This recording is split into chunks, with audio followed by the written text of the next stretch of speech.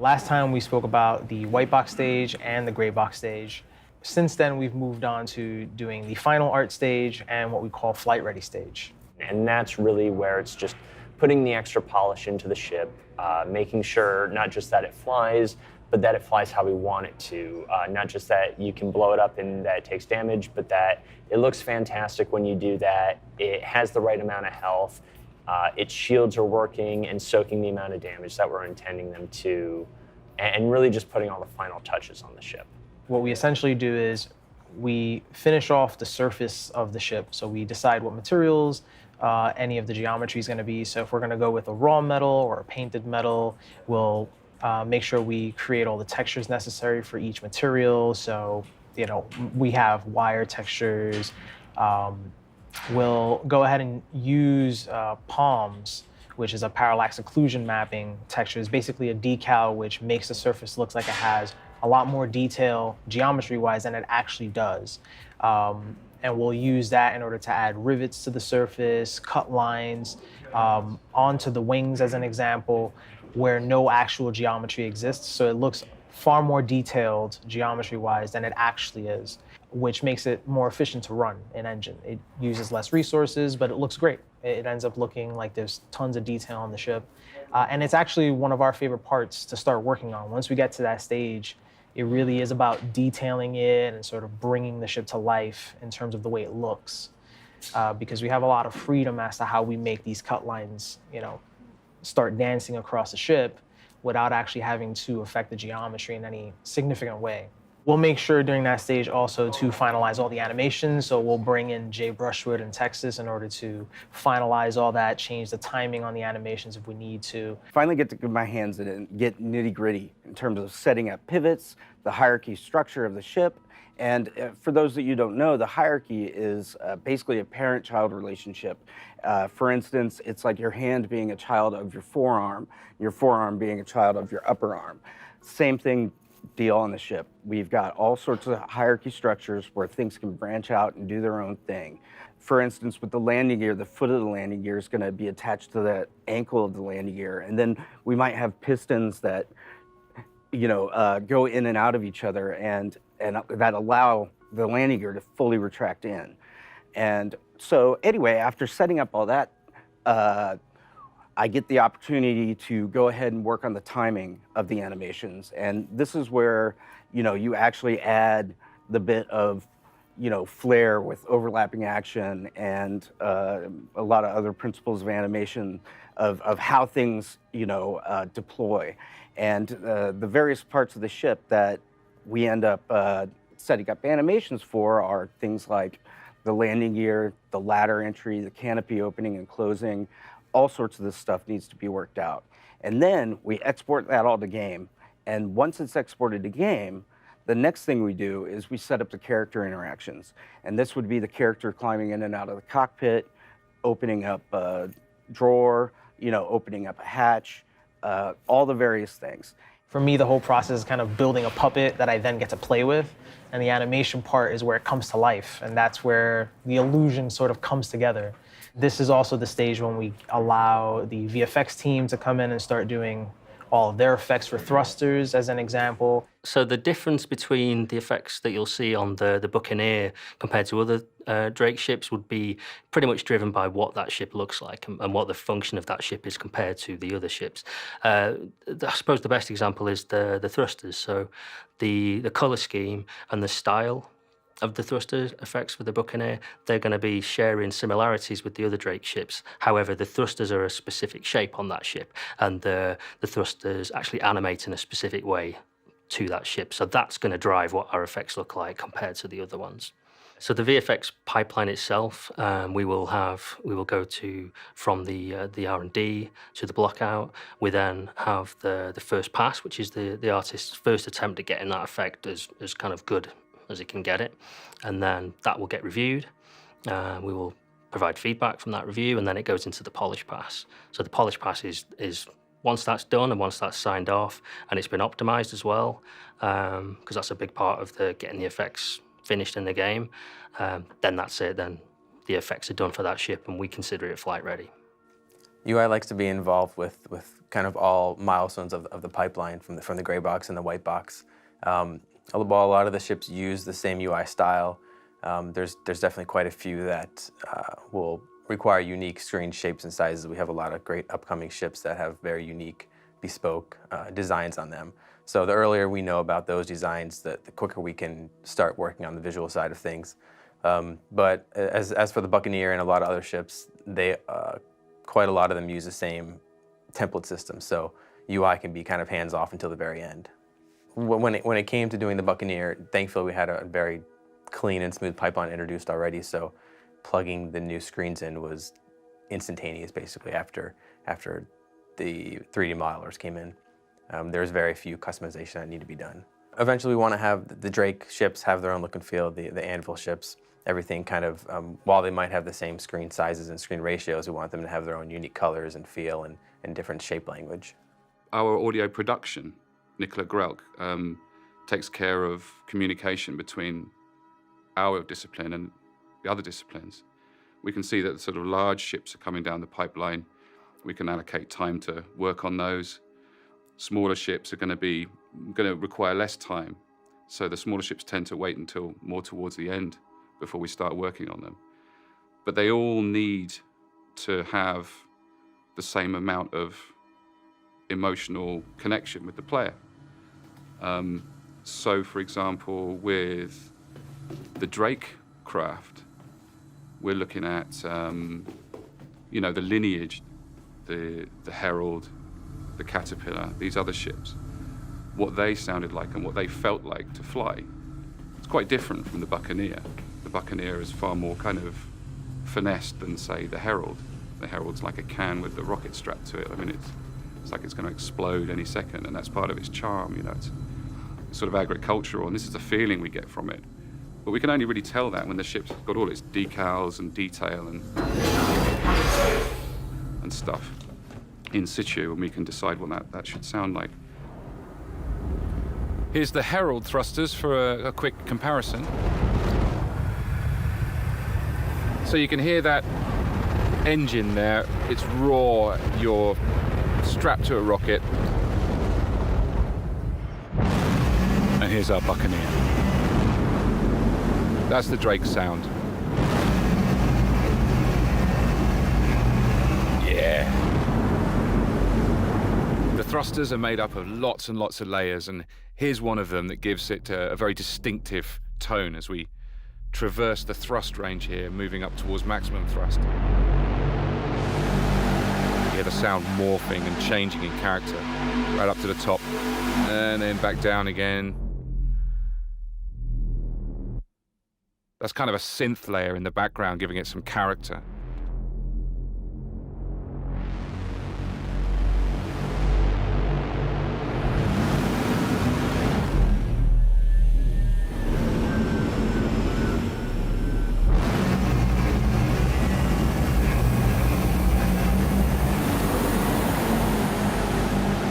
So this synth element is just one element of many that make up the compound thruster sound, but look how many real-time parameters are bound to this single synth sound. All of these here are going to react to the player's input to the ship controls, and they all change the pitch and the filtering and the volume of the various elements, which gives it a very organic feel. As one element rises in tone with a strain on the ship, another electronic buzz might fall in tone in a sympathetic way. And in turn, that provides a very natural interaction within the sounds. And that's exactly how we give the ships more of a voice, a realistic, flexible character. And this extends to even the ambient sounds in the ship as well. They all have these real-time parameters assigned to them.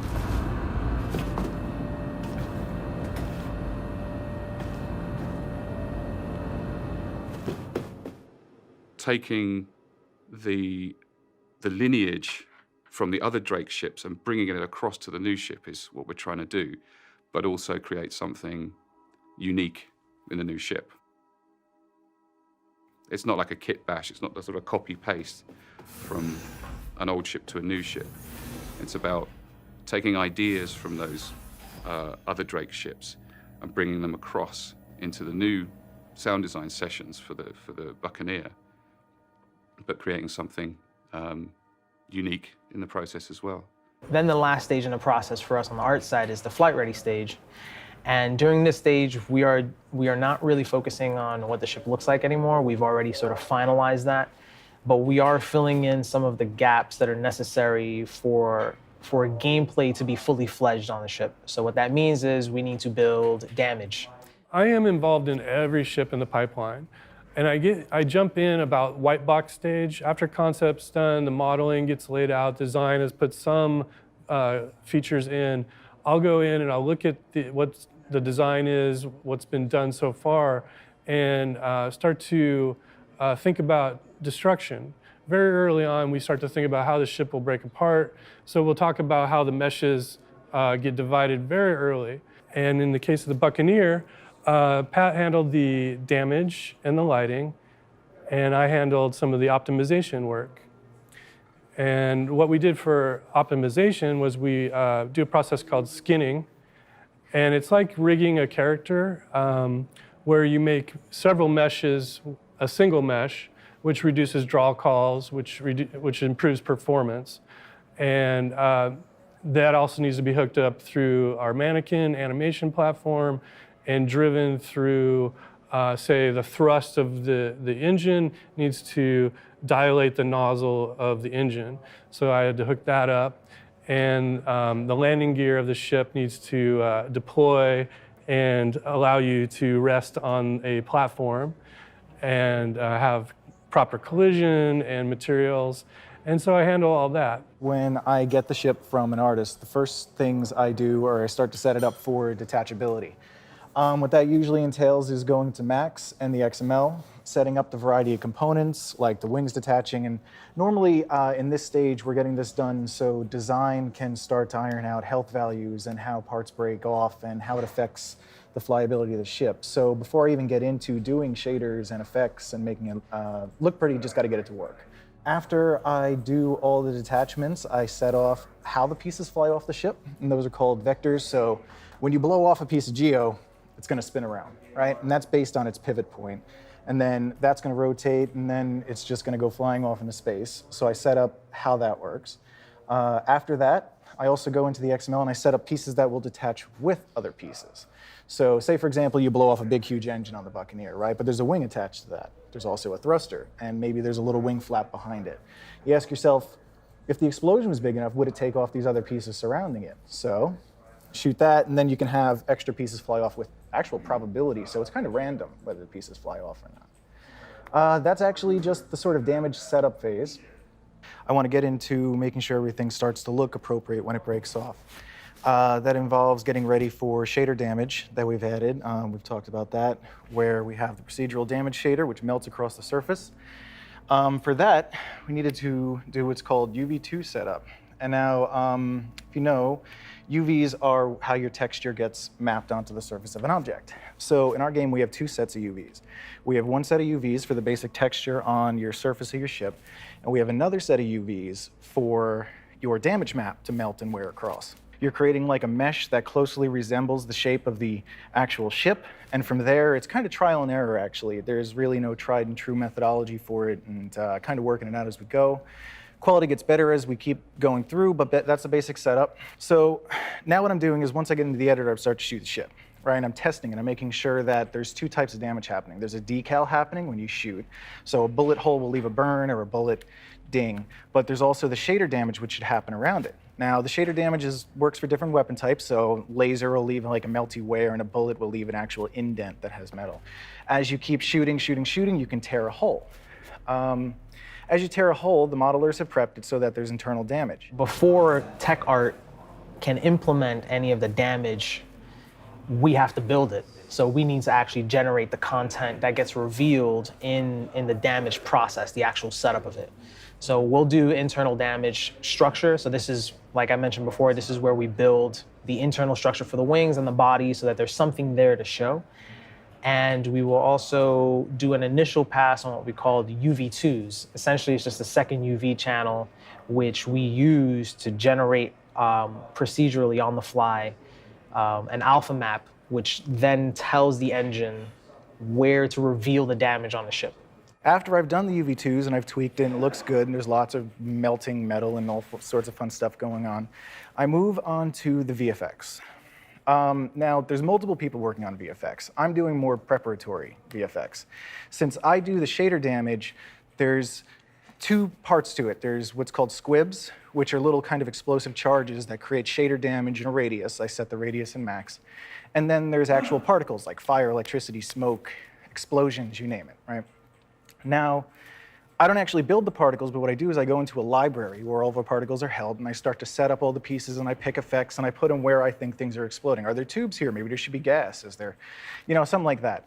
After I set all that up, and it looks great, and there's parts flying around, and fire, and smoke and stuff, then I send it to the actual particle guys who then do an optimization pass, make sure that I'm using the correct libraries. And the very last final bit is actually making sure that everything detaches correctly. Right, so when a piece blows off, does the gun go flying off with it? Artists will generally do the lights on their ships, so they'll do that as part of the art pass. And then we'll have the components. So if a wing flies off and there's lights on the wing, the light should fly off with the wing. That's part of the setup pass, right? Common sense, but usually there's a bit more setup to it than that. So with lighting, there's two things. We have what's called prefabs for a multi-light, which means that when a player gets in a cockpit seat, it then powers on all the lights around him. Then we have what are called object container lights, which are slightly different. Object containers is a new tech someone else will talk about. But basically, when we have lights in an object container, they're always on. So we use these mainly for more interior, sometimes aesthetic lights that always just need to maybe be on. Anything that needs power fits in a multi-light. I do all that in the ship's setup level. So that's kind of post-phase, but that's the final phase. And from there, it's polish, right? You just shoot it, make sure everything looks good. There's no bad UVs, no parts hanging on, et cetera, et cetera. But for the most part, that's the tech art pass, and then it goes off to all the departments for finalization. One of the interesting challenges that always pops up as we're finishing off a ship are sort of the random things. It's like, oh crap, I can't believe I forgot that. Or just chasing down why something doesn't work for no reason. One of the more notorious aspects of that is usually our collision. So we're actually just getting the landing gear in. It all functions and looks proper now. But occasionally it doesn't want to act like it's turned on, and so the ship can fall through the ground and just blow itself up for no reason. Right now I'm chasing up several loose ends. We've got some shader issues, we've got some texture issues. So I'm also chasing up issues with the thruster, not delivering parameterized values to our nozzle correctly, and the glow on the material that's inside the engine. These things will all be solved before the public finally sees it. And it's just getting those little parts lined up where it's like, okay, do we have to adjust this helper to get that cleaned up? Or do we have to adjust the landing gear itself? And sort of chasing down almost to which discipline. It's like, okay, this is going to be the cleanest fix for our problem. This is going to be the best fix almost long-term for making sure that if we have to do something similar again, it's like, oh, we can refer to this ship because we fix that really clean there this way, and we can apply that to whatever other ship we want to. So I'm probably the last step, the last person to get hands-on with the ship, and that's kind of an overlapping stage where Test and myself have a little back and forth when the ship comes to us, and it's about tweaking and taking what's already been designed for and making sure that that's the way it is in game. The process of balancing it's kind of, you need to be able to see how it's kind of like ranking it in with all the other ships, really.